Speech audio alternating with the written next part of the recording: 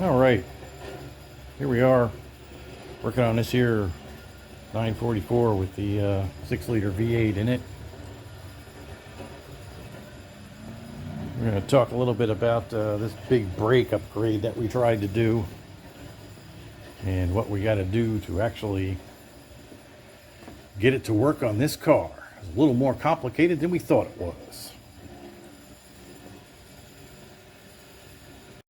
And we were all set last weekend to do the big brake upgrade.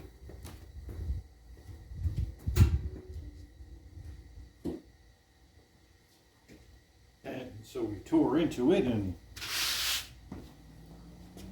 removed the rotor, and the calipers hung up here, and the brake pads and the bolts and stuff. And we got our 996 caliper. Got that all cleaned up and ready to go. Bolted our adapter plate onto it. That's this piece here. Just bolts on with this big bolt. Well, two big bolts. And then this should go with two through bolts and thread into here.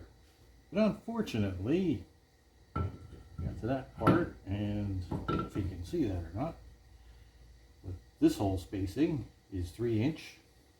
This hole spacing is 3 3/4 inches. So that ain't gonna work. Later, I found out that this big brake upgrade is actually meant for basically 87, 88, 89 944s that are naturally aspirated and have the smaller brakes. This car is a 91 and comes factory with what would have been turbo brakes in the early days, but they were standard in the 1990 and 91. This is a 1991 S2, which is that was all they made in 91 and 92. They didn't have turbos. They didn't have standard 2.5 liter motors anymore. It was literally just the 3 liter with the turbo brakes. And the only differences they made were they made coupes and they made convertibles. Made a lot of convertibles. I think 91, it only made like about 5,000 coupes, which was the last year of the 944, and they made a whole lot more convertibles that year. I know that. I forget what it is. I think it was like something like 30,000 or something like that, or I could be wrong, but I know there were a lot more convertibles than coupes. So anyway, back to our problem here. This big brake upgrade wasn't really designed for this type of brake setup. It was meant to be an inexpensive option for people who wanted bigger brakes on their, basically cars that were not turbos or S2s and had the narrower bolt spacing on the spindle that those cars came with. So, lesson learned, they didn't use the same bolt spacing for the two different types of calipers. So, this is not an insurmountable problem. I talked to my guy that dismantles 944s, and he has, well, he's not sure if he has them yet because he's not at his shop, but he does think he has a set of 87, 88, 89 naturally aspirated spindles. And, he's really reasonable on price. I mean, I think he said it's going to be $35 each. So that's perfectly acceptable.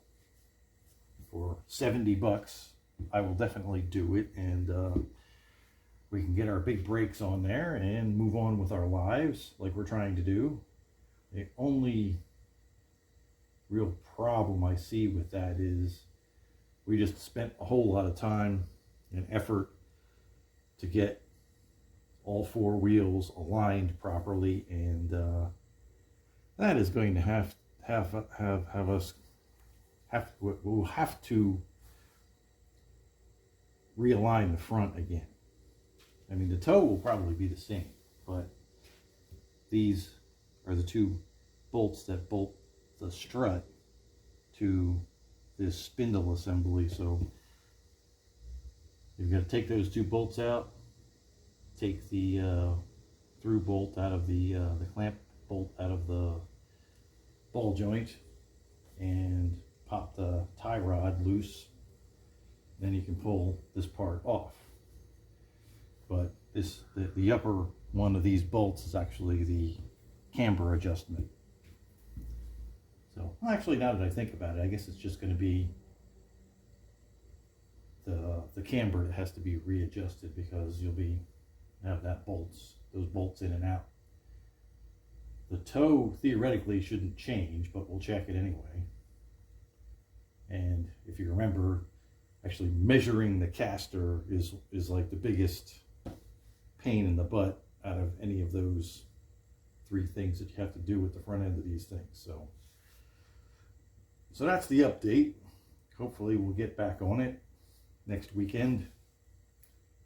If all goes well, I'll probably head out there to see him on Thursday or Friday, and hopefully come back with a set of spindles that'll work, and we'll take it from there. Hopefully I don't find some other stuff that he has that I feel that I need to buy.